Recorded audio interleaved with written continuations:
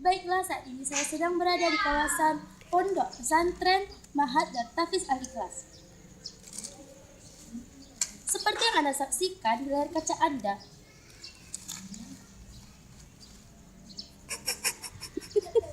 terima kasih Fairuz dan Najwa di studio. Baiklah, saat ini saya sedang berada di kawasan Pondok Pesantren Mahat Darut Tafiz Al-Ikhlas. Seperti yang Anda saksikan pada layar kaca Anda,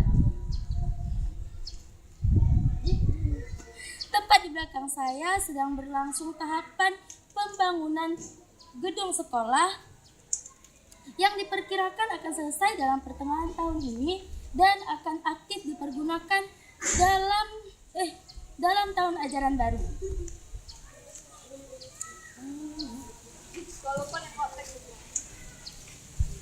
Baiklah pemirsa, saya akan memberikan informasi tentang asrama putri di Tanah Lapang di sana.